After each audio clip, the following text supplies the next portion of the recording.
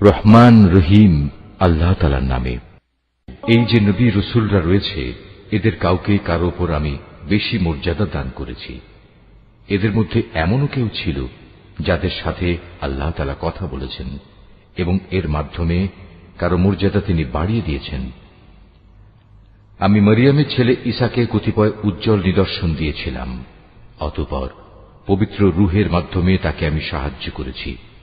আল্লাহ তাআলা চাইলে তাদের আগমনের পর যাদের কাছে এসব উজ্জ্বল নিদর্শন এসেছে তারা কখনো মারামারিতে লিপ্ত হতো না, কিন্তু রাসূলদের পর তারা দলে উপদলে বিভক্ত হয়ে গেল। অতঃপর তাদের মধ্যে কিছু লোক ঈমান আনল, আবার তাদের কিছু লোক আল্লাহ তাআলা ও তার নবীকে অস্বীকার করল। অথচ আল্লাহ পাক চাইলে এরা কেউই যুদ্ধ বিগ্রহে লিপ্ত হতো না, কিন্তু আল্লাহ তাআলা যা চান তাই করেন।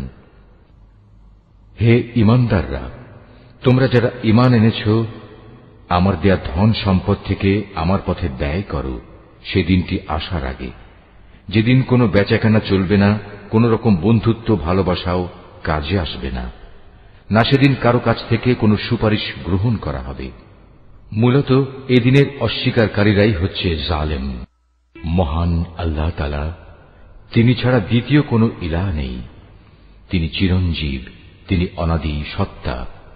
ঘুম তো দূরের কথা, সামান্য তন্দ্রাও তাকে আচ্ছন্ন করে না। আসমান সমূহ ও জমিনে যা কিছু আছে তার সবকিছুরই একচ্ছত্র মালিকানা তাঁর। কে এমন আছে যে তার দরবারে বিনা অনুমতিতে সুপারিশ করবে? তাদের বর্তমান ভবিষ্যতের সবকিছুই তিনি জানেন। তার জানা বিষয়সমূহের কোনো কিছুই কারো জ্ঞানের সীমা পরিসীমার আয়ত্তাধীন হতে পারে না। তবে কিছু জ্ঞান যদি তিনি কাউকে দান করে থাকেন তবে তা ভিন্ন কথা। তার বিশাল সাম্রাজ্য আসমান জমিনের সবকিছুই পরিবেষ্টন করে আছে। এ উভয়টির হেফাজত করার কাজ কখনো তাকে পরিশ্রান্ত করে না। তিনি পরাক্রমশালী ও অসীম মর্যাদাবান। আল্লাহর দ্বীনের ব্যাপারে কোনো জোর জবরদস্তি নেই, কারণ সত্য এখানে মিথ্যা থেকে পরিষ্কার হয়ে গেছে। তোমাদের মধ্যে যদি কোনো ব্যক্তি বাতিল মতাদর্শকে অস্বীকার করে, আল্লাহর দেয়া জীবনাদর্শের উপর ঈমান আনে, সে যেন এর মাধ্যমে এমন এক শক্তিশালী রশি ধরল যা কোনোদিনই ছিঁড়ে যাবার নয়। আল্লাহ তাআলা সবকিছুই শোনেন এবং সবকিছুই জানেন। যারা আল্লাহর উপর ঈমান আনে, আল্লাহ তাআলাই হচ্ছেন তাদের সাহায্যকারী বন্ধু। তিনি জাহেলিয়াতের অন্ধকার থেকে তাদের ঈমানের আলোতে বের করে নিয়ে আসেন। অপরদিকে যারা আল্লাহকে অস্বীকার করে, বাতিল শক্তিসমূহই হয়ে থাকে তাদের সাহায্যকারী। তা তাদের দ্বীনের আলোক থেকে কুফরির অন্ধকারের দিকে নিয়ে যায়। এরাই হচ্ছে প্রকৃতপক্ষে জাহান্নামের অধিবাসী।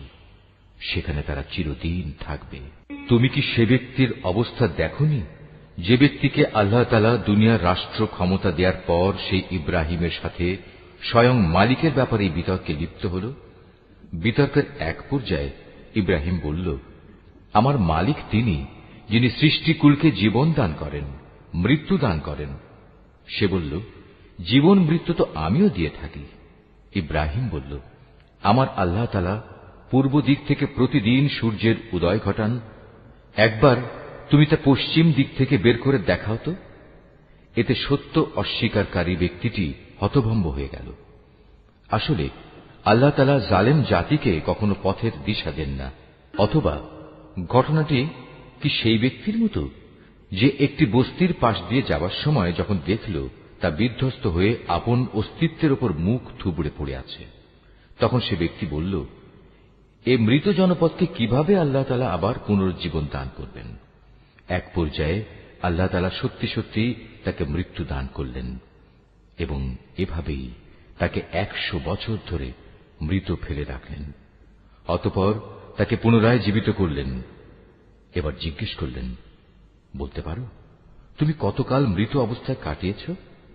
সে বলল, আমি একদিন কিংবা একদিনের কিছু অংশ মৃত অবস্থায় কাটিয়েছি। আল্লাহ তাআলা বললেন, বরং এমনি অবস্থায় তুমি 100 বছর কাটিয়ে দিয়েছ। তাকিয়ে দেখো তোমার নিজস্ব খাবার ও পানীয়ের দিকে, দেখবে তা বিন্দুমাত্র পচেনি। তোমার গাধাটির দিকেও দেখো, তাও একই অবস্থায় আছে। আমি এসব এজন্যই দেখালাম যেন আমি তোমাকে মানুষদের জন্য পরকালীন জীবনের একটি জীবন্ত প্রমাণ হিসেবে উপস্থাপন করতে পারি। এই মৃত জীবের হাড় পাঁজরগুলোর দিকে তাকিয়ে দেখো, তুমি নিজেই দেখতে পাবে আমি কিভাবে তা একটার সাথে আরেকটা জোড়া লাগিয়ে নতুন জীবন দিয়েছি। অতঃপর কিভাবে তাকে আমি গোশতের পোশাক পরিয়ে দিয়েছি। অতএব এভাবে আল্লাহর দেখানো এ বিষয়টি যখন তার কাছে পরিষ্কার হয়ে গেল, তখন সে বলে উঠল, আমি এটা জানি, অবশ্যই আল্লাহ তাআলা সব কিছুর উপর ক্ষমতাবান। আরো স্মরণ করো যখন ইব্রাহিম বলল, হে মালিক, মৃতকে তুমি কিভাবে পুনরায় জীবিত করো তা আমাকে একটু দেখিয়ে দাও। আল্লাহ তাআলা বললেন, কেন, না দেখে কি তুমি বিশ্বাস করো না? ইব্রাহিম বলল, হ্যাঁ প্রভু, আমি বিশ্বাস করি, কিন্তু এর দ্বারা আমার মন একটু সান্ত্বনা পাবে, এই যা। আল্লাহ তাআলা বললেন, তুমি বরং এক কাজ করো, 4টি পাখি ধরে আনো, অতঃপর আস্তে আস্তে এই পাখিগুলোকে তোমার কাছে পোষ মানিয়ে নাও, যাতে ওদের নাম তোমার কাছে পরিচিত হয়ে যায়। তারপর তাদের শরীর কেটে কয়েক টুকরায় ভাগ করো, তাদের কাটা এক একটি টুকরো এক একটি পাহাড়ের উপর রেখে এসো। অতঃপর ওদের সবার নাম ধরে তুমি ডাকো, দেখবে জীবন্ত পাখিতে পরিণত হয়ে ওরা তোমার কাছে দৌড়ে আসবে। তুমি জেনে রাখো, আল্লাহ তাআলা মহা শক্তিশালী, বিজ্ঞ, কুশলী। যারা নিজেদের ধন সম্পদ আল্লাহ তাআলার পথে খরচ করে, তাদের উদাহরণ হচ্ছে একটি বীজের মতো, যে বীজটি বপন করার পর তা থেকে একে একে 7টি শীষ বেরুল, আবার এর প্রতিটি শীষে রয়েছে 100 শস্য দানা। আসলে আল্লাহ তাআলা যাকে চান তাকে বহু গুণ বৃদ্ধি করে দেন। আল্লাহ তাআলা অনেক প্রশস্ত, অনেক বিজ্ঞ। যারা আল্লাহ তাআলার পথে নিজেদের ধন সম্পদ ব্যয় করে এবং ব্যয় করে তা প্রচার করে বেড়ায় না, খোঁটা দেয় না এবং কষ্টও দেয় না, এজন্য তাদের মালিকদের কাছে তাদের জন্য পুরস্কার সংরক্ষিত রয়েছে। শেষ বিচারের দিন এদের কোনো ভয় নেই, তাদের সেদিন দুশ্চিন্তাগ্রস্ত হতে হবে না। একটুখানি সুন্দর কথা বলা এবং উদারতা দেখিয়ে ক্ষমা করে দেয়া সেই দানের চাইতে অনেক ভালো, যে দানের পরিণামে কষ্টই আসে। আল্লাহ তাআলা কারোরই মুখাপেক্ষী নন, তিনি পরম ধৈর্যশীলও বটে। হে ঈমানদার বান্দারা, তোমরা উপকারের খোঁটা দিয়ে এবং অনুগৃহীত ব্যক্তিকে কষ্ট দিয়ে তোমাদের দান সদকা বরবাদ করে দিও না, ঠিক সেই হতভাগ্য ব্যক্তির মতো যে শুধু লোক দেখানোর উদ্দেশ্যে দান করে, সে আল্লাহ তাআলা ও পরকালের উপর বিশ্বাস করে না। তার দানের উদাহরণ হচ্ছে যেন একটি মসৃণ শিলাখণ্ডের উপর কিছু মাটির আবরণ পড়ল, সেখানে মুষলধারে বৃষ্টিপাত হল, অতঃপর তা পাথরটিকে শক্ত করিয়ে রেখে গেল। দান খয়রাত করে তারা যা কিছু অর্জন করল, তা দিয়ে তারা কিছুই করতে পারল না। আর যারা আল্লাহকে বিশ্বাস করে না, আল্লাহ তাআলা তাদের কখনো সঠিক পথ দেখান না। অপরদিকে যারা আল্লাহ তাআলার সন্তুষ্টির জন্য এবং নিজেদের মানসিক অবস্থা আল্লাহর পথে সুদৃঢ় রাখার জন্য নিজেদের ধন সম্পদ ব্যয় করে, তাদের উদাহরণ হচ্ছে যেন তা কোনো উঁচু পাহাড়ের উপত্যকায় একটি সুসজ্জিত ফসলের বাগান। যদি সেখানে প্রবল বৃষ্টিপাত হয় তাহলে ফসলের পরিমাণ দ্বিগুণ হয়, আর প্রবল বৃষ্টিপাত না হলেও বৃষ্টির শিশির বিন্দুগুলোই ফসলের জন্য যথেষ্ট হয়। আল্লাহ তাআলা ভালো করে পর্যবেক্ষণ করেন তোমরা কে কি কাজ করো। তোমাদের কেউ কি চাইবে যে তার কাছে ফলে ফুলে সুশোভিত একটি বাগান থাকুক, যাতে খেজুর ও আঙুর সহ বিভিন্ন ধরনের ফলমূল থাকবে, তার তলদেশ দিয়ে আবার প্রবহমান থাকবে কতিপয় ঝর্ণাধারা, আর এর ফল ভোগ করার আগেই বাগানের মালিক বয়সের ভারে নুয়ে পড়বে এবং তার কিছু দুর্বল সন্তান থাকবে? এই অবস্থায় হঠাৎ করে এক আগুনে বাতাস এসে তার সব স্বপ্ন জ্বালিয়ে দিয়ে যাবে। এভাবেই আল্লাহ তাআলা তার নিদর্শনগুলো তোমাদের কাছে সুস্পষ্টভাবে বর্ণনা করেন, যাতে তোমরা আল্লাহ তাআলার এসব কথার উপর চিন্তা গবেষণা করতে পারো। হে ঈমানদার লোকেরা, তোমরা নিজেরা যা অর্জন করেছ সে পবিত্র সম্পদ এবং যা আমি জমিনের ভেতর থেকে তোমাদের জন্য বের করে এনেছি, তার থেকে একটি উৎকৃষ্ট অংশ আল্লাহর পথে ব্যয় করো। আল্লাহর জন্য এমন নিকৃষ্টতম জিনিসগুলো বেছে রেখে তার থেকে ব্যয় করো না, যা অন্যরা তোমাদের দিলে তোমরা তা গ্রহণ করবে না। অবশ্য যা কিছু তোমরা অনিচ্ছাকৃতভাবে গ্রহণ করো তা আলাদা। তোমরা জেনে রেখো, আল্লাহ তাআলা তোমাদের দানের মুখাপেক্ষী নন। সব প্রশংসার মালিক তো তিনিই। শয়তান সব সময় তোমাদের অভাব অনটনের ভয় দেখাবে এবং সে নানাবিধ অশ্লীল কর্মকাণ্ডের আদেশ দেবে। আর আল্লাহ তাআলা তোমাদের তার কাছ থেকে অসীম বরকত ও ক্ষমার প্রতিশ্রুতি দিচ্ছেন এবং সেদিকেই তিনি তোমাদের ডাকছেন। আল্লাহ তাআলা প্রাচুর্যময় ও সম্যক অবগত। আল্লাহ তাআলা যাকে চান তাকে একান্তভাবে তার পক্ষ থেকে বিশেষ জ্ঞান দান করেন। আর যে ব্যক্তিকে আল্লাহ তাআলার সেই বিশেষ জ্ঞান দেওয়া হল, সে যেন মনে করে তাকে প্রচুর কল্যাণ দান করা হয়েছে। আর প্রজ্ঞা সম্পন্ন ব্যক্তি ছাড়া আল্লাহর এসব কথা থেকে অন্য কেউ কোন শিক্ষায় গ্রহণ করতে পারে না। তোমরা যা কিছু খরচ করো আর যা কিছু খরচ করার জন্য মানত করো, আল্লাহ তাআলা অবশ্যই তা ভালো করেই জানেন। জালেমদের আসলেই কোনো সাহায্যকারী নেই। আল্লাহ তাআলা সন্তুষ্টির জন্য তোমরা যা কিছু দান করো তা যদি প্রকাশ্যভাবে মানুষদের সামনে করো তা ভালো কথা, তাতে কোনো দোষ নেই। তবে যদি তোমরা তা মানুষদের কাছে গোপন রাখো এবং চুপে চুপে অসহায়দের দিয়ে দাও, তা হবে তোমাদের জন্য উত্তম। এ দানের কারণে আল্লাহ তাআলা তোমাদের বহুবিধ গুনাহ খাতা মুছে দেবেন। আর তোমরা যাই করো না কেন, আল্লাহ তাআলা সবকিছু সম্পর্কে ওয়াকিবহাল রয়েছেন। যারা তোমার কথা শোনে না, তাদের হেদায়েতের দায়িত্ব তোমার উপর নয়, তবে আল্লাহ তাআলা যাকে চান তাকেই সঠিক পথ দেখান। তোমরা যা দান সদকা করো, এটা তোমাদের জন্য কল্যাণকর, কারণ তোমরা তো এজন্যই খরচ করো যেন আল্লাহর সন্তুষ্টি অর্জন করতে পারো। তোমরা আজ যা কিছু দান করবে, আগামীকাল তার পুরোপুরি পুরস্কার তোমাদের আদায় করে দেয়া হবে। সেদিন তোমাদের উপর কোন রকম জুলুম করা হবে না। দান সদকা তো তোমাদের মাঝে এমন কিছু গরিব মানুষের জন্য, যারা আল্লাহর পথে এমনভাবে ব্যাপৃত, যারা নিজেদের জন্য জমিনের বুকে চেষ্টা সাধনা করতে পারে না। আত্মসম্মান বোধের কারণে কিছু চায় না বলে অজ্ঞ মূর্খ লোকেরা এদের মনে করে এরা বুঝি সচ্ছল, কিন্তু তুমি এদের বাহ্যিক চেহারা দেখেই এদের সঠিক অবস্থা বুঝে নিতে পারো। এরা মানুষদের কাছ থেকে কাকুতি মিনতি করে ভিক্ষা করতে পারে না। তোমরা যা কিছুই খরচ করবে, আল্লাহ তাআলা তার যথার্থ বিনিময় দেবেন, কারণ তিনি সবকিছুই দেখেন। যারা দিনরাত প্রকাশ্যে ও সঙ্গোপনে নিজেদের মাল সম্পদ ব্যয় করে, তাদের মালিকের দরবারে তাদের এ দানের প্রতিফল সুরক্ষিত রয়েছে। তাদের উপর কোন রকম ভয়ভীতি থাকবে না, তারা চিন্তিতও হবে না। যারা সুদ খায়, তারা মাথা উঁচু করে দাঁড়াতে পারবে না, দাঁড়ালেও তার দাঁড়ানো হবে সে ব্যক্তির মতো যাকে শয়তান নিজস্ব পরশ দিয়ে দুনিয়ার লোভ লালসায় মহাচ্ছন্ন করে রেখেছে। এটা এই কারণে যেহেতু এরা বলে ব্যবসা বাণিজ্য তো সুদের মতোই একটা কারবারের নাম, অথচ আল্লাহ তাআলা ব্যবসা হালাল করেছেন এবং সুদকে হারাম করেছেন। তাই তোমাদের যার যার কাছে তার মালিকের পক্ষ থেকে সুদ সংক্রান্ত এ উপদেশ পৌঁছেছে, সে অতঃপর সুদের কারবার থেকে বিরত থাকবে। আগে এ আদেশ আসা পর্যন্ত যে সুদ সে খেয়েছে তা তো তার জন্য অতিবাহিত হয়েই গেছে। তার ব্যাপার একান্তই আল্লাহ তাআলার সিদ্ধান্তের উপর। কিন্তু এরপর যে ব্যক্তি আবার সুদী কারবারে ফিরে আসবে, তারা অবশ্যই জাহান্নামের অধিবাসী হবে, সেখানে তারা চিরদিন থাকবে। আল্লাহ তাআলা সুদ নিশ্চিহ্ন করেন, অপরদিকে দান সৎকার পবিত্র কাজকে তিনি উত্তরোত্তর বৃদ্ধি করেন। আল্লাহ তাআলা তার নিয়ামতের প্রতি অকৃতজ্ঞ পাপিষ্ঠ ব্যক্তিদের কখনো পছন্দ করেন না।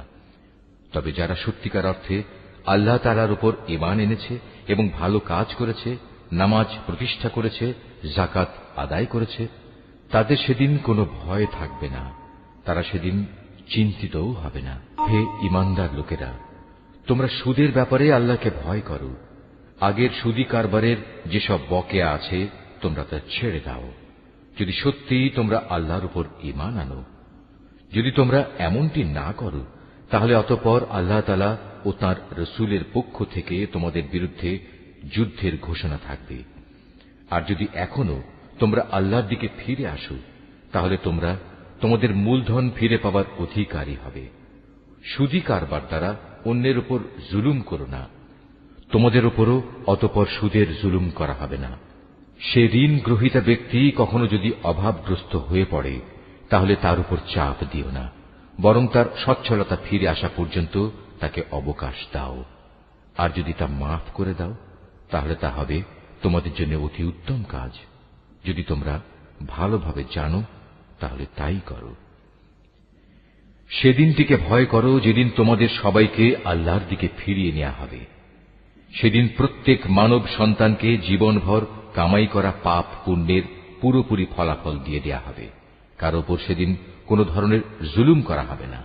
হে ঈমানদার বান্দারা, তোমরা যখন পরস্পরের সাথে নির্দিষ্ট একটি সময়ের জন্য ঋণের চুক্তি করো তখন তা লিখে রাখো।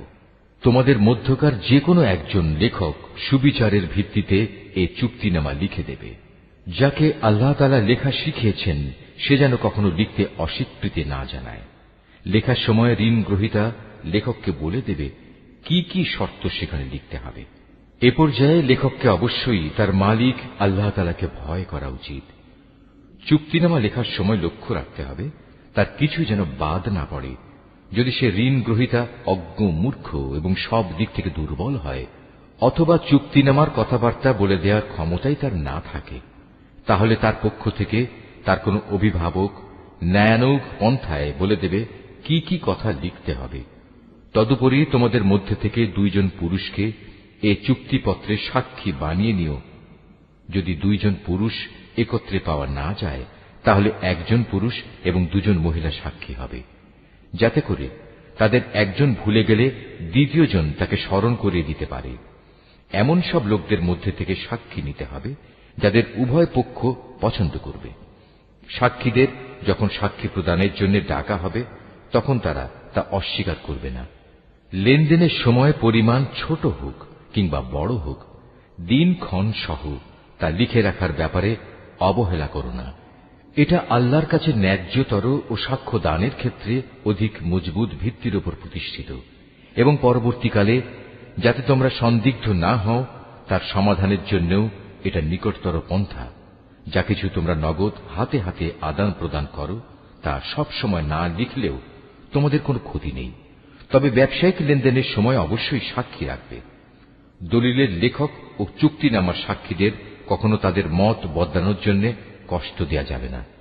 তারপরেও তোমরা যদি তাদের এ ধরনের যাতনা প্রদান করো তাহলে জেনে রেখো তা হবে তোমাদের জন্য একটি মারাত্মক গুনাহ।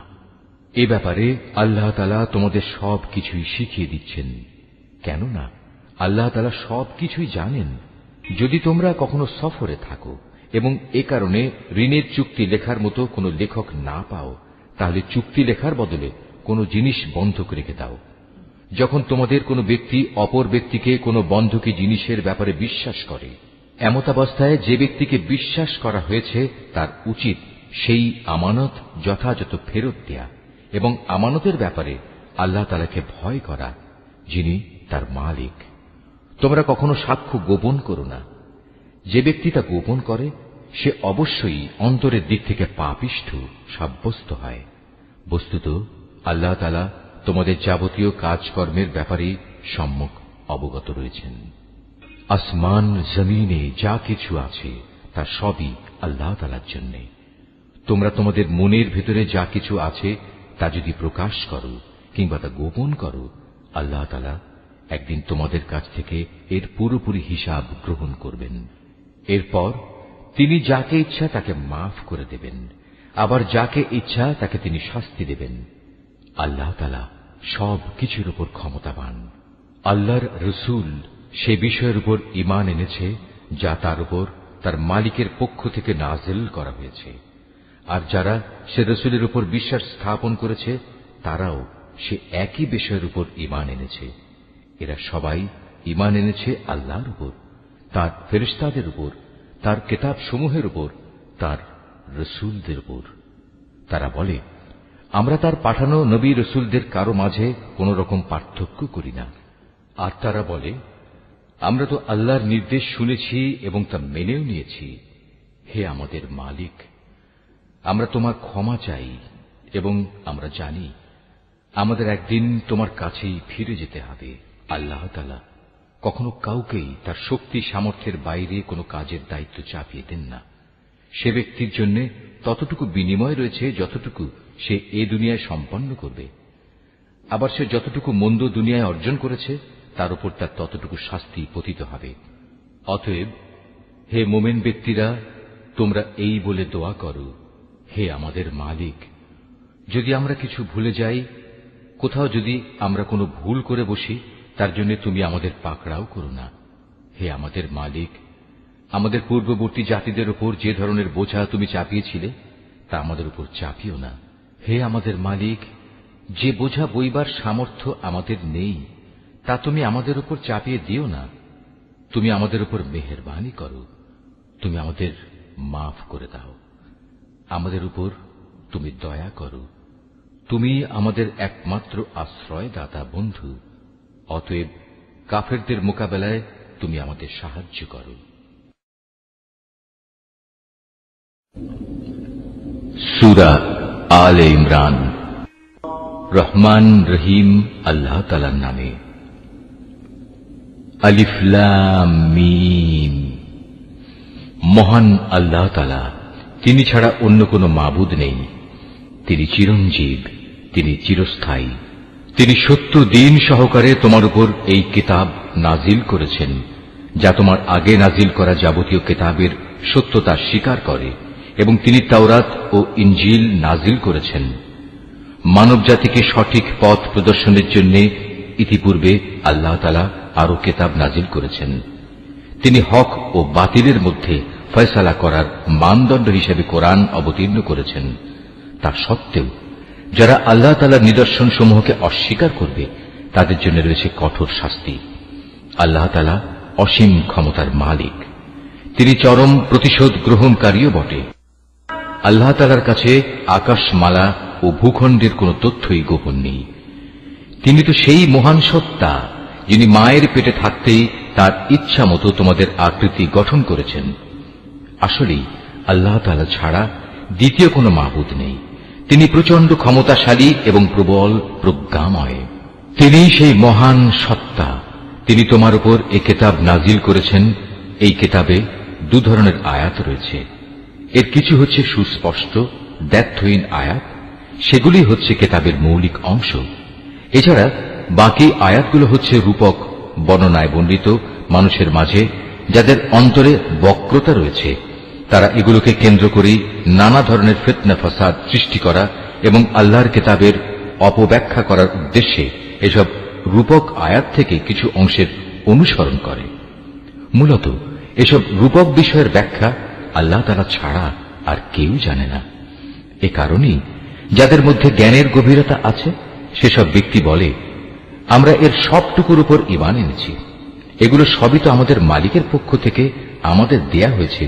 সত্য কথা হচ্ছে, আল্লাহর হেদায়েতে প্রজ্ঞা সম্পন্ন লোকেরাই কেবল শিক্ষা গ্রহণ করে থাকে। তারা আরো বলে, হে আমাদের মালিক, একবার যখন তুমি আমাদের সঠিক পথের দিশা দিয়েছ, তখন আর তুমি আমাদের মনকে বাঁকা করে দিও না। একান্ত তোমার কাছ থেকে আমাদের প্রতি দয়া করো, কেননা যাবতীয় দয়ার মালিক তো তুমি। হে আমাদের মালিক, তুমি অবশ্যই সমগ্র মানব জাতিকে তোমার সামনে হিসাব নিকাশের জন্য একদিন একত্রিত করবে, এতে কোন রকম সন্দেহ নাই। নিঃসন্দেহে আল্লাহ তাআলা কখনোই ওয়াদা ভঙ্গ করেন না। যারা আল্লাহ তাআলা ও তাঁর বিধান অস্বীকার করেছে তাদের ধন সম্পদ ও সন্তান সন্ততি আল্লাহর আযাব থেকে তাদের বাঁচানোর ব্যাপারে কোনই উপকারে আসবে না। পরিণামে তারাই হবে জাহান্নামের ইন্ধন। তাদের পরিণতি হবে ফিরআউন ও তাদের পূর্ববর্তী নাফরমান জাতিসমূহের মতো। তারা আমার আয়াতসমূহ মিথ্যা প্রতিপন্ন করেছিল। অতএব তাদের অপরাধের কারণে আল্লাহ তাআলা তাদের শক্ত করে পাকড়াও করলেন। বস্তুত শাস্তি প্রয়োগে আল্লাহ তাআলা অত্যন্ত কঠোর। হে নবী, যারা আল্লাহকে অস্বীকার করে সেসব বিদ্রোহী কাফেরদের তুমি বলে দাও, অচিরেই তোমরা এই দুনিয়ায় লাঞ্ছিত পরাজিত হবে এবং পরকালে তোমাদের জাহান্নামের আগুনের কাছে জড়ো করা হবে। আর জাহান্নাম তা তো হচ্ছে অত্যন্ত নিকৃষ্ট অবস্থান। সে দল দুটোর মধ্যে তোমাদের জন্য শিক্ষণীয় কিছু নিদর্শন মজুদ ছিল। যারা বদরের সম্মুখ সমরে একে অপরের সামনাসামনি হয়েছিল। এদের মধ্যে এক বাহিনী লড়ছিল আল্লাহর দ্বীনের পথে, আর অপর বাহিনীটি ছিল অবিশ্বাসী কাফেরদের। এই সম্মুখ সমর তারা চর্মচক্ষু দিয়ে তাদের প্রতিপক্ষকে তাদের দ্বিগুণ দেখতে পাচ্ছিল। তারপরেও আল্লাহ তাআলা যাকে চান তাকে সাহায্য ও বিজয় দান করেন। এসব ঘটনার মাঝে সেসব লোকের জন্য অনেক কিছু শেখার আছে যারা অন্তর্দৃষ্টি সম্পন্ন। নারী জাতি, সন্তান সন্ততি, কাঁড়ি কাঁড়ি সোনা রূপা, পছন্দসই ঘোড়া, গৃহপালিত জন্তু ও জমিনের ফসল সব সময়ই মানব সন্তানের জন্য লোভনীয় করে রাখা হয়েছে। এসব হচ্ছে পার্থিব জীবনের ভোগের সামগ্রী মাত্র। স্থায়ী জীবনের উৎকৃষ্ট আশ্রয় তো একমাত্র আল্লাহ তাআলার কাছে রয়েছে। হে নবী, তুমি তাদের বলো, আমি কি তোমাদের এর চাইতে উৎকৃষ্ট কোন বস্তুর কথা বলবো? হ্যাঁ, সে উৎকৃষ্ট বস্তু হচ্ছে তাদের জন্য যারা আল্লাহকে ভয় করে।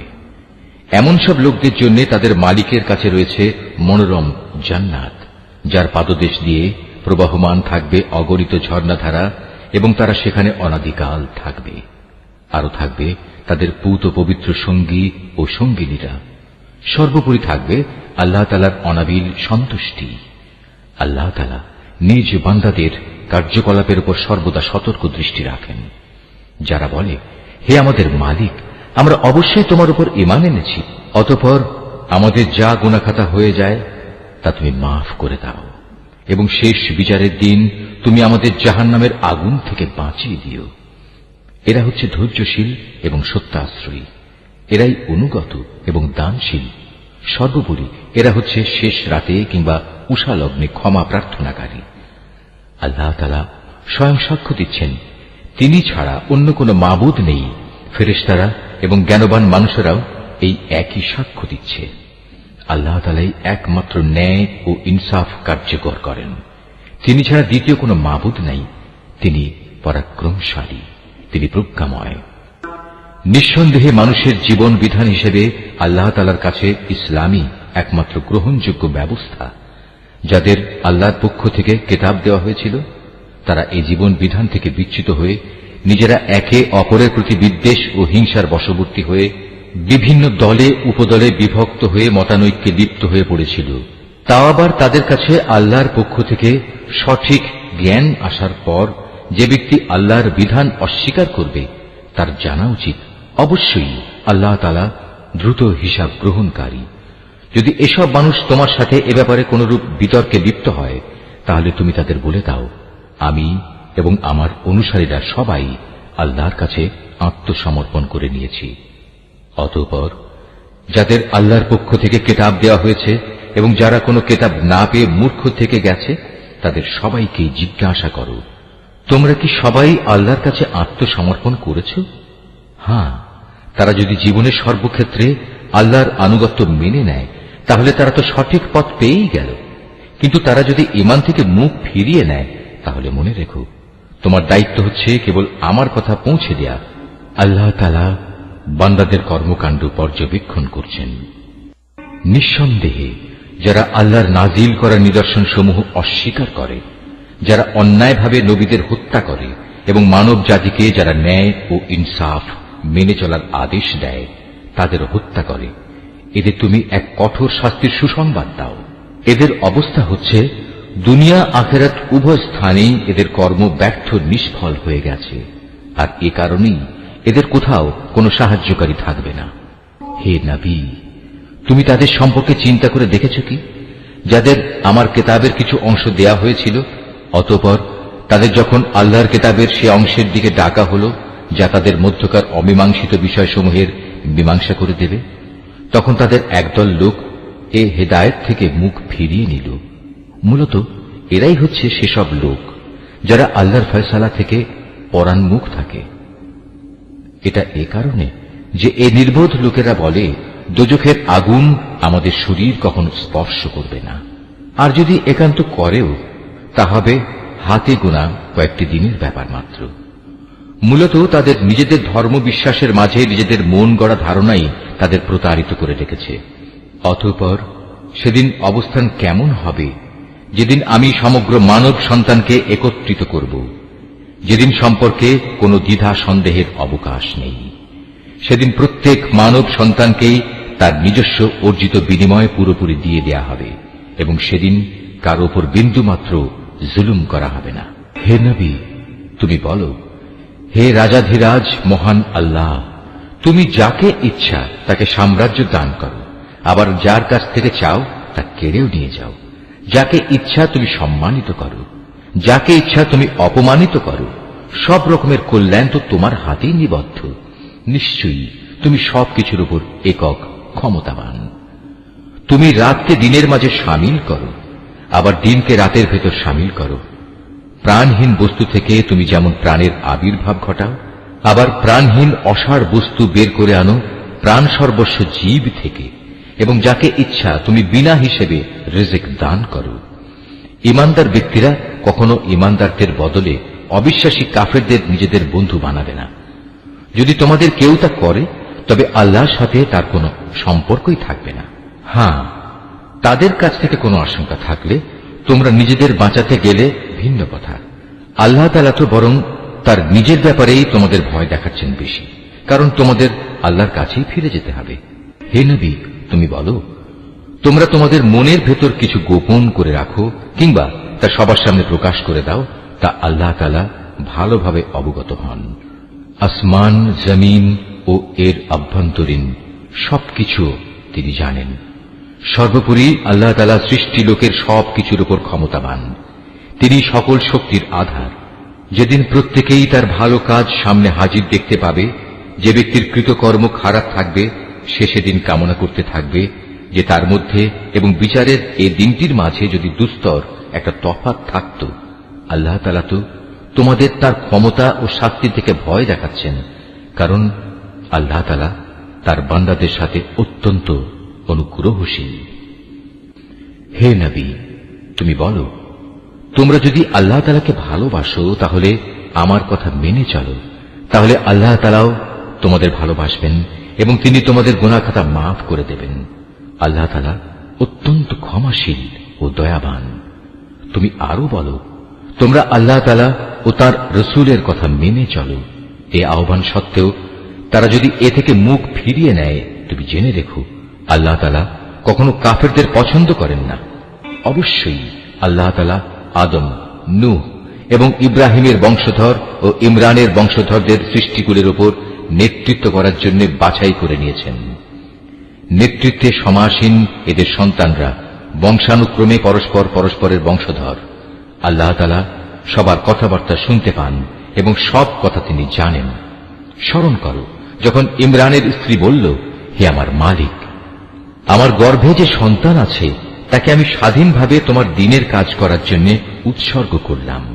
তুমি আমার পক্ষ থেকে এই সন্তানটিকে কবুল করে নাও। অবশ্যই তুমি সব কথা শোনো এবং সব বিষয়ে জানো। অতঃপর একসময় যখন ইমরানের স্ত্রী সেই সন্তান জন্ম দিল, তখন সে বলল, হে আমার মালিক, এ কি? আমি তো দেখছি একটি মেয়ে সন্তান জন্ম দিয়েছি।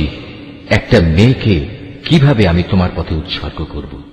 আল্লাহ তাআলা তো ভালোভাবেই জানতেন ইমরানের স্ত্রী কোন ধরনের শিশু জন্ম দিয়েছে। আসলে আল্লাহ তাআলার কোন কোন কাজের জন্য ছেলে কিন্তু কখনো মেয়ের মতো হবে না। ইমরানের স্ত্রী বলল, আমি এই শিশুর নাম রাখলাম মারিয়াম, এবং আমি এই শিশু ও তার অনাগত সন্তানকে অভিশপ্ত শয়তানের অনিষ্ট থেকে রক্ষার জন্য তোমার কাছে আশ্রয় চাই। আল্লাহ তাআলা ইমরানের স্ত্রীর দোয়া কবুল করলেন এবং এই মেয়েটিকে অত্যন্ত আগ্রহ ভরেই গ্রহণ করে নিলেন এবং ধীরে ধীরে এই মেয়েটিকে তিনি ভালোভাবে গড়ে তুললেন। আর সেজন্যই আল্লাহ তাআলা তাকে জাকারিয়ার তত্ত্বাবধানে রেখে দিলেন। বড় হবার পর যখনই জাকারিয়া তার কাছে তার নিজস্ব ইবাদতের কক্ষে যেত, তখনই দেখতে পেত সেখানে কিছু খাবার মজুদ রয়েছে।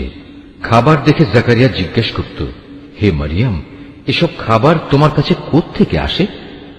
মারিয়াম জবাব দিত, এসব আসে আমার মালিক আল্লাহর কাছ থেকে। আর অবশ্যই আল্লাহ তাআলা যাকে চান তাকে বিনা হিসেবে রিজিক দান করেন। সেখানে দাঁড়িয়েই জাকারিয়া তার মালিকের কাছে দোয়া করল, হে আমার মালিক, তুমি তোমার কাছ থেকে আমাকে তোমার অনুগ্রহের প্রতীক হিসেবে একটি নেক সন্তান দান করো। নিশ্চয়ই তুমি মানুষের ডাক শোনো ফেরেশতারা তাকে ডাক দিল এমন এক সময়ে যখন সে ইবাদতের কক্ষে নামাজ আদায় করছিল। ফেরেশতারা বলল, হে জাকারিয়া, আল্লাহ তাআলা তোমার ডাক শুনেছেন। অবশ্যই আল্লাহ তাআলা তোমাকে ইয়াহিয়ার জন্ম সম্পর্কে সুসংবাদ দিচ্ছেন। তোমার সে সন্তান আল্লাহর পক্ষ থেকে তার বাণীর সত্যায়ন করবে। সে হবে সমাজের নেতা, সে হবে সচ্চরিত্রবান, সে হবে নবী, সর্বোপরি সে হবে সৎ কর্মশীল ব্যক্তিদের একজন। এ কথা শুনে জাকারিয়া বলল, হে আমার মালিক, আমার ঘরে ছেলে হবে কিভাবে? একে তো আমি নিজে বার্ধক্যে উপনীত হয়ে গেছি, তদুপরি আমার স্ত্রীও বন্ধা, সন্তান ধারণে সম্পূর্ণ অক্ষম। আল্লাহ তাআলা বললেন, হ্যাঁ, এভাবেই হয়। আল্লাহ তাআলা যা চান তাই তিনি করেন। জাকারিয়া নিবেদন করল, হে মালিক, তুমি আমার জন্য এর কিছু পূর্ব লক্ষণ ঠিক করে দাও। আল্লাহ তাআলা বললেন, হ্যাঁ, তোমার সে লক্ষণ হবে এই যে তুমি 3 দিন 3 রাত পর্যন্ত মানুষের সাথে ইশারা ইঙ্গিত ছাড়া কথাবার্তা বলবে না। এই অবস্থায় তুমি তোমার মালিককে বেশি বেশি স্মরণ করবে এবং সকাল সন্ধ্যায় তার পবিত্র নামসমূহের তসবিহ পাঠ করতে থাকবে। রুকু 5। অতঃপর মরিয়ম বয়প্রাপ্ত হল। আল্লাহর ফেরেশতারা যখন বলল, হে মরিয়ম, আল্লাহ তাআলা নিঃসন্দেহে তোমাকে একটি বিশেষ কাজের জন্য বাছাই করেছেন এবং এজন্য তোমাকে তিনি পবিত্র করেছেন এবং বিশ্বের নারীকুলের উপর তিনি তোমাকে সম্মানিত করেছেন। হে মরিয়ম, এর যোগ্য হওয়ার জন্য তুমি সর্বদা তোমার মালিকের অনুগত হও, তার কাছে আনুগত্যের মাথা নত করো। রুকুকারীদের সাথে তুমিও আল্লাহর সামনে রুকু করো। হে নবী, এ সবই ছিল তোমার জন্য অদৃশ্য লোকের সংবাদ। আমি এগুলো তোমাকে ওহীর মাধ্যমে জানিয়েছি, নতুবা তুমি তো সেখানে তাদের পাশে হাজির ছিলে না, বিশেষ করে যখন ইবাদতখানার পুরোহিতরা মরিয়মের পৃষ্ঠপোষক কে হবে এটা নির্বাচনের জন্য ভাগ্যরেখায় কলম নিক্ষেপ করেছিল, আর তুমি তাদের ওখানে উপস্থিত ছিলে না যখন তারা বিতর্ক করছিল। অতঃপর ফেরেশতারা বলল, হে মরিয়ম, অবশ্যই আল্লাহ তাআলা তোমাকে একটি পুত্র সন্তানের জন্ম সংক্রান্ত নিজস্ব এক বাণীর সুসংবাদ দিচ্ছেন। তার নাম হবে মসীহ। সে পরিচিত হবে মরিয়মের পুত্র ঈসা হিসাবে। দুনিয়া আখিরাতের উভয় স্থানেই সে সম্মানিত হবে। সে হবে আল্লাহর সান্নিধ্যপ্রাপ্ত ব্যক্তিদের অন্যতম। সে দোলনায় থাকা অবস্থায় যেমন মানুষের সাথে কথা বলতে পারবে, পরিণত বয়সেও তেমনি ভাবে তাদের সাথে কথা বলবে। বস্তুত সে হবে নেককার মানুষদের একজন। মরিয়ম বলল, হে আমার মালিক, আমার গর্ভে সন্তান আসবে কোত্থেকে? আমাকে তো কখনো কোনো মানব সন্তান স্পর্শ পর্যন্ত করেনি। আল্লাহ তাআলা বললেন, এভাবেই আল্লাহ তাআলা যাকে চান তাকে চিরাচরিত নিয়ম ছাড়াই পয়দা করেন। তিনি যখন কোনো কাজ করার সিদ্ধান্ত নেন তখন শুধু তাকে বলেন, হয়ে যাও, অতঃপর সাথে সাথে তা সংঘটিত হয়ে যায়। ফেরেশতারা মরিয়মকে বলল, তোমার সন্তানকে আল্লাহ তাআলা তাঁর কিতাব ও প্রজ্ঞার বিষয়গুলো শেখাবেন, সাথে সাথে তিনি তাকে তাওরাত এবং ইনজিলও শিক্ষা দেবেন। আল্লাহ তাআলা তাকে বনী ইসরাঈলদের কাছে রসুল করে পাঠালেন। অতঃপর সে আল্লাহর রসুল হয়ে তাদের কাছে এসে বলল, আমি নিঃসন্দেহে তোমাদের মালিকের কাছ থেকে নবুয়তের কিছু নিদর্শন নিয়ে এসেছি। সেই নিদর্শনগুলো হচ্ছে, আমি তোমাদের জন্য মাটি দ্বারা পাখির মতো করে একটি আকৃতি গঠন করব এবং পরে তাতে ফুঁ দেব। অতঃপর তোমরা দেখবে এই আকৃতিটি আল্লাহর ইচ্ছায় জীবন্ত পাখি হয়ে যাবে, আর জন্মান্ধ এবং কুষ্ঠ রোগীকেও সুস্থ করে দেব। আল্লাহর ইচ্ছায় এভাবে আমি মৃতকেও জীবিত করে দেব। আমি তোমাদের আরো বলে দেব, তোমরা নিজের ঘরে কি কি জিনিস খাও, আবার কি জিনিস না খেয়ে জমা করে রাখো। মূলত তোমরা যদি আল্লাহর উপর ঈমান আনো তাহলে নিঃসন্দেহে এতে তোমাদের জন্য নিদর্শন রয়েছে। মসীহ ঈসা ইবনে মরিয়ম আরো বলবে, তাওরাতের যে বাণী আমার কাছে রয়েছে আমি তার সত্যায়নকারী। তাছাড়া তোমাদের উপর হারাম করে রাখা হয়েছে এমন কতিপয় জিনিসও আমি তোমাদের জন্য হালাল করে দেব, এবং আমি তোমাদের মালিকের পক্ষ থেকে এই নিদর্শন নিয়েই এসেছি। অতএব তোমরা আল্লাহকে ভয় করো এবং আমার আনুগত্য করো। নিশ্চয়ই আল্লাহ তাআলা আমার মালিক, তোমাদেরও মালিক। অতএব তোমরা তাঁরই ইবাদত করো আর এটাই হচ্ছে একমাত্র সঠিক ও সোজা পথ। অতঃপর ঈসা যখন তাদের থেকে কুফরি আঁচ করতে পারল, তখন সে সাথীদের ডেকে বলল, কে আছো তোমরা? আল্লাহ তাআলার পথের দিকে চলার সময় আমার সাহায্যকারী হবে? হাওয়ারীরা বলল, হ্যাঁ, আমরাই হব আল্লাহর সাহায্যকারী। আমরা আল্লাহর উপর ঈমান এনেছি। হে ঈসা, তুমি সাক্ষী থাকো, আমরা সবাই এক একজন অনুগত বান্দা। হাওয়ারীরা বলল, হে আল্লাহ, তুমি যা কিছু নাজিল করেছ আমরা তার উপর ঈমান এনেছি এবং আমরা রাসূলের কথাও মেনে নিয়েছি, সুতরাং তুমি সত্যের পক্ষে সাক্ষ্যদাতাদের সাথে আমাদের নাম লিখে দাও। অতঃপর বনী ইসরায়েলের লোকেরা আল্লাহর নবীর বিরুদ্ধে দারুণ শঠতা করল, তাই আল্লাহ কৌশলের পন্থা গ্রহণ করলেন। বস্তুত আল্লাহ তাআলাই হচ্ছেন সর্বোত্তম কৌশলী।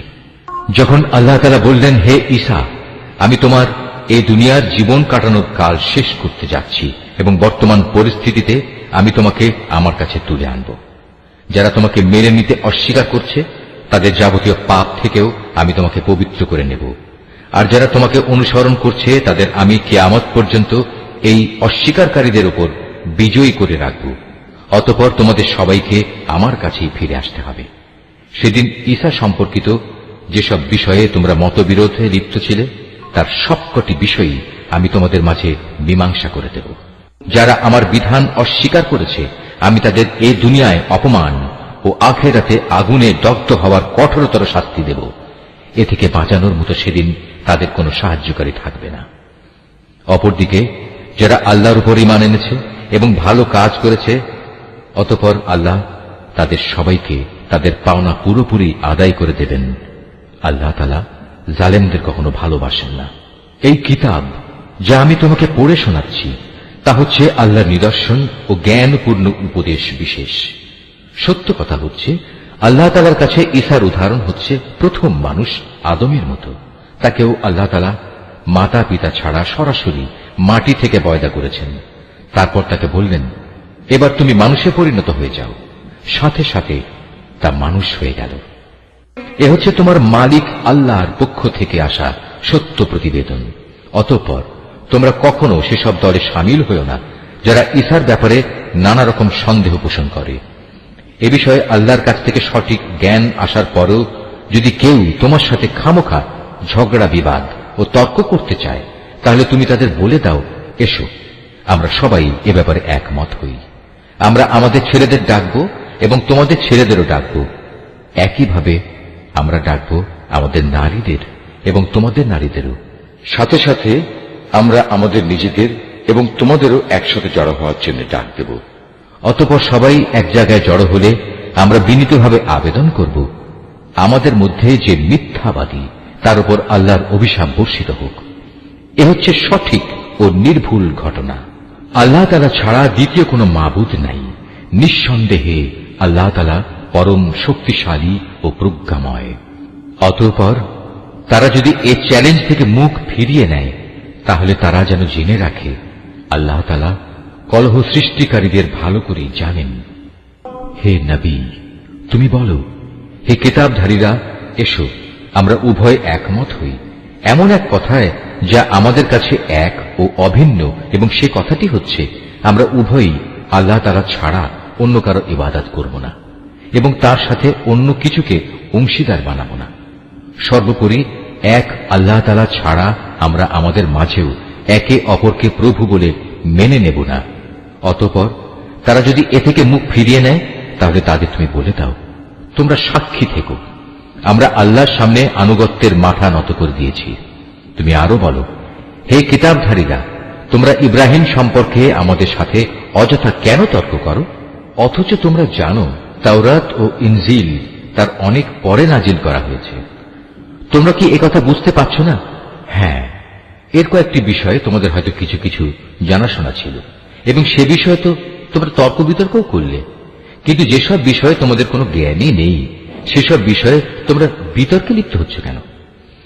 আল্লাহ তাআলা তো সবকিছু জানেন, তোমরা কিছুই জানো না। সঠিক ঘটনা হচ্ছে ইব্রাহিম না ছিল ইহুদি না ছিল খ্রিস্টান, বরং সে ছিল একজন একনিষ্ঠ মুসলিম। সে কখনো মুশরিকদের দলভুক্ত ছিল না। মানুষদের ভেতর ইব্রাহিমের সাথে ঘনিষ্ঠতম সম্পর্কের বেশি অধিকার তো আছে সেসব লোকের যারা তার অনুসরণ করেছে। এ নবী ও তার উপর ঈমান আনয়নকারী হচ্ছে ইব্রাহিমের ঘনিষ্ঠতম ব্যক্তি। মূলত আল্লাহ তাআলা একমাত্র তাদেরই সাহায্যকারী পৃষ্ঠপোষক যারা তার উপর ঈমান আনে। এই কিতাবধারীদের একটি দল বিভ্রান্তি সৃষ্টি করে তোমাদের কোনো না কোনোভাবে পথভ্রষ্ট করে দিতে চায়, যদিও তাদের এ বোধটুকু নেই যে তাদের এসব কর্মপন্থা তাদের নিজেদের ছাড়া অন্য কোনো ব্যক্তিকেই পথভ্রষ্ট করতে পারবে না। হে কিতাবধারীরা, তোমরা জেনে বুঝে কেন আল্লাহর আয়াত ও তার বিধান অস্বীকার করছ, অথচ এই ঘটনাসমূহের সত্যতার সাক্ষ্য তো তোমরা নিজেরাই বহন করছ। হে কিতাবধারীরা, কেন তোমরা হককে বাতিলের সাথে মিশিয়ে দিচ্ছ? এতে করে তোমরা তো সত্যকেই গোপন করে দিচ্ছ, অথচ এটা যে সত্যের একান্ত পরিপন্থী তা তোমরা ভালো করেই জানো। আহলে কিতাবদের মধ্যে থেকে একদল নির্বোধ তাদের নিজেদের লোকদের বলে, মুসলমানদের উপর যা কিছু অবতীর্ণ হয়েছে তোমরা সকালবেলায় তার উপর ঈমান আনো এবং বিকেলবেলায় গিয়ে তা অস্বীকার করো। এর ফলে তারা সম্ভবত ঈমান থেকে ফিরে আসবে। যারা তোমাদের জীবন বিধানের অনুসরণ করে এমন সব লোকজন ছাড়া অন্য কারো কথাই তোমরা মেনে নিও না। হে নবী, তুমি বলে দাও, একমাত্র হেদায়েত হচ্ছে আল্লাহর হেদায়েত। তোমরা একথা মনে করো না যে তোমাদের যে ধরনের ব্যবস্থা দেওয়া হয়েছে তেমন ধরনের কিছু অন্য কাউকেও দেয়া হবে এবং সে সূত্র ধরে অন্য লোকেরা তোমাদের মালিকের দরবারে তোমাদের বিরুদ্ধে কোন রকম যুক্তিতর্ক খাড়া করবে। হে নবী, তুমি তাদের বলে দাও, হেদায়েতের এ অনুগ্রহ তো আল্লাহর হাতেই। তিনি যাকে ইচ্ছা তাকেই তা দান করেন। আল্লাহ তাআলা বিশাল প্রজ্ঞা সম্পন্ন। নিজের দয়া দিয়ে তিনি যাকে ইচ্ছা তাকে হিদায়াতের জন্য খাস করে নেন। বস্তুত আল্লাহ তাআলা হচ্ছেন অসীম দয়া ও অনুগ্রহের মালিক। আহলে কিতাবদের মধ্যে এমন লোকও আছে, তুমি যদি তাদের কাছে ধন সম্পদের এক স্তূপ আমানত রাখো, তারা চাওয়া মাত্রই তা তোমাকে ফেরত দেবে। আবার এদের মধ্যে এমন কিছু লোকও আছে যাদের কাছে যদি একটি দিনারও তুমি রাখো, তারা তা তোমাকে ফিরিয়ে দেবে না। হ্যাঁ, যদি এজন্য তোমরা তাদের উপর চেপে বসতে পারো তাহলে সেটা ভিন্ন। এটা এই কারণে যে এরা বলে, এই অইহুদি অশিক্ষিত লোকদের ব্যাপারে আমাদের উপর কোনো বাধ্যবাধকতা নেই। এভাবেই এরা বুঝে শুনে আল্লাহর উপর মিথ্যা কথা বলে। অবশ্য যে ব্যক্তি আল্লাহর সাথে সম্পাদিত প্রতিশ্রুতি রক্ষা করে চলে, অতঃপর সে ব্যাপারে সাবধানতা অবলম্বন করে, তাদের জন্য সুখবর হচ্ছে আল্লাহ তাআলা সাবধানী লোকদের খুব ভালোবাসেন। যারা নিজেদের আল্লাহর সাথে সম্পাদিত প্রতিশ্রুতি ও শপথ সমূহ সামান্য বৈষয়িক মূল্যে বিক্রি করে দেয়, পরকালে তাদের জন্য আল্লাহর পুরস্কারের কোনো অংশই থাকবে না। সেদিন এদের সাথে আল্লাহ তাআলা কোনো কথাবার্তা বলবেন না, এমনকি সেদিন আল্লাহ তাআলা তাদের দিকে তাকিয়েও দেখবেন না এবং আল্লাহ তাআলা তাদের পাক পবিত্রও করবেন না। সত্যি এদের জন্য রয়েছে কঠোর পীড়াদায়ক আযাব। এদের মধ্যে এমন কিছু লোকও আছে যারা কিতাবের কোনো অংশ যখন পড়ে তখন নিজেদের জিহ্বাকে এমনভাবে এদিক সেদিক করে নেয় যাতে তোমরা মনে করতে পারো যে সে সত্যি বুঝি তা কিতাবের কোনো অংশ, কিন্তু তা কিতাবের কোনো অংশই নয়। তারা আরো বলে এটা আল্লাহর কাছ থেকেই এসেছে, কিন্তু আসলে তা আল্লাহর কাছ থেকে আসা কিছু নয়। এরা জেনে শুনে আল্লাহর উপর মিথ্যা কথা বলে চলেছে। কোন মানব সন্তানের পক্ষেই এটা সম্ভব নয় যে আল্লাহ তাআলা তাকে তার কিতাব, প্রজ্ঞা ও নবুয়ত দান করবেন। অতঃপর সে লোকদের ডেকে বলবে, তোমরা আল্লাহকে ছেড়ে এখন সবাই আমার বান্দা হয়ে যাও। বরং সে তো নবুয়ত প্রাপ্তির পর একথাই বলবে, তোমরা সবাই তোমাদের মালিকের বান্দা হয়ে যাও। এটা এই কারণে যে তোমরাই মানুষদের এই কিতাব শেখাচ্ছিলে এবং তোমরা নিজেরাও তাই অধ্যয়ন করছিলে। আল্লাহর ফেরেশতা ও তার নবীদের প্রতিপালক রূপে স্বীকার করে নিতে এ ব্যক্তি তোমাদের কখনো আদেশ দেবে না। একবার আল্লাহর অনুগত মুসলমান হবার পর সে কিভাবে তোমাদের পুনরায় কুফরির আদেশ দিতে পারে? আল্লাহ তাআলা যখন তার নবীদের কাছ থেকে প্রতিশ্রুতি নিয়েছিলেন তখন তিনি বলেছিলেন, এ হচ্ছে কিতাব ও তার ব্যবহারিক জ্ঞান কৌশল যা আমি তোমাদের দান করলাম। অতঃপর তোমাদের কাছে যখন আমার কোন রসূল আসবে যে তোমাদের কাছে রক্ষিত আগের কিতাবের সত্যায়ন করবে, তখন তোমরা অবশ্যই তার আনিত বিধানের উপর ঈমান আনবে এবং তাকে সাহায্য করবে। আল্লাহ তাআলা জিজ্ঞাসা করলেন, তোমরা কি এ কথার উপর আমার অঙ্গীকার গ্রহণ করেছ? তারা বলল, হ্যাঁ, আমরা মেনে চলার অঙ্গীকার করছি। আল্লাহ তাআলা বললেন, তাহলে তোমরা সাক্ষী থেকো এবং আমিও তোমাদের সাথে এই অঙ্গীকারে সাক্ষী হয়ে রইলাম। অতঃপর যারা তা ভঙ্গ করে এ থেকে মুখ ফিরিয়ে নেবে তারা অবশ্যই বিদ্রোহী বলে পরিগণিত হবে। তারা কি আল্লাহর দেয়া জীবন ব্যবস্থার বদলে অন্য কোন বিধানের সন্ধান করছে? অথচ আসমান জমিনে যা কিছু আছে, ইচ্ছায় হোক কিংবা অনিচ্ছায় হোক, আল্লাহ তাআলার বিধানের সামনে আত্মসমর্পণ করে আছে এবং প্রত্যেককে তো তাঁর কাছেই ফিরে যেতে হবে। হে নবী, তুমি বলো, আমরা আল্লাহর উপর ঈমান এনেছি আমাদের উপর যা নাজিল করা হয়েছে তার উপর। ইব্রাহিম, ইসমাইল, ইসহাক, ইয়াকুব ও তাদের অন্যান্য বংশধরদের প্রতি যা কিছু নাজিল করা হয়েছে তার উপরও আমরা ঈমান এনেছি। আমরা আরো ঈমান এনেছি মুসা, ঈসা এবং অন্য নবীদের তাদের মালিকের পক্ষ থেকে যা কিছু দেওয়া হয়েছে তার উপরও। আল্লাহর এ নবীদের কারো মাঝেই আমরা কোনো ধরনের তারতম্য করি না।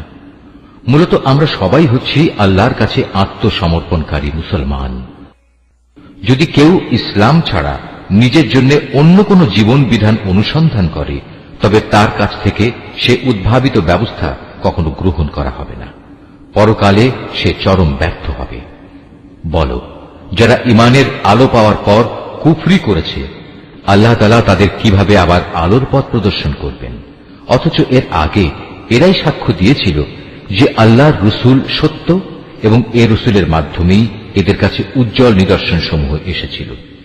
আসলে আল্লাহ তাআলা কখনো সীমা লঙ্ঘনকারী ব্যক্তিদের সঠিক পথ প্রদর্শন করেন না।